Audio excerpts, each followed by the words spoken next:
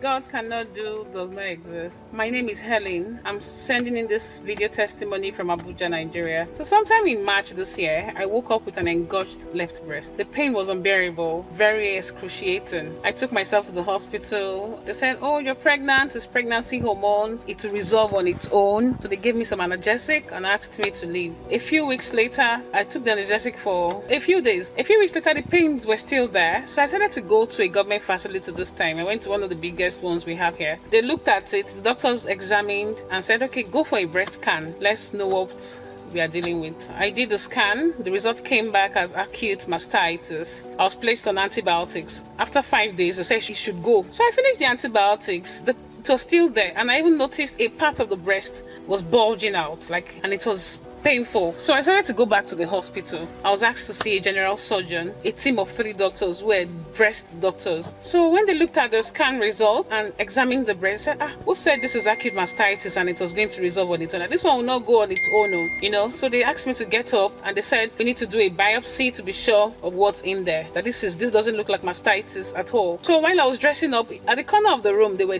already discussing how to manage a pregnant woman with breast cancer. They talked about chemotherapy. They were talking in hushed tones, but I was hearing them. I just burst out in tears. I started crying. All through that day I was just demoralized. I kept crying. I called a few people. I remember I called my parents. I introduced them to the altar of fire last year, and since that day they've never stopped. So my dad said, you introduced us to NSPPD and they hear this prayer about cancer and all that. Don't cry. Crying will not do anything for you at this point. Just go back to that Roy you always talk about. For my dad to say that gave me a level of boost. It gave me a level of confidence, and I started praying more. I wiped my tears, and every day I would join when Papa mentions cancer. We men with breast cancer, the Lord is showing you mercy.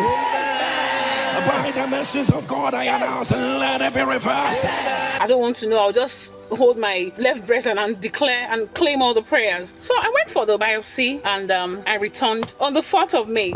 Papa, you were praying. I was taking my kids to school that morning. On that 4th of May morning, Papa said, that thing you are scared of, it is not cancer. It is not cancer. You kept repeating the word. It is not cancer. It is healing. It's the healed of the Lord. And I held my steering.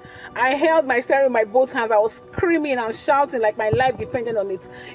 I said, it is not cancer. It is not cancer. It is. And same day, you said something about change of name, that we should mention the new name we want to. So I kept saying clean bill of health. It is not cancer. It can never be cancer. I held on to those prayers all through that day, and I just knew my case had been settled after that day. So my result came out last week, Papa. I went back to the hospital.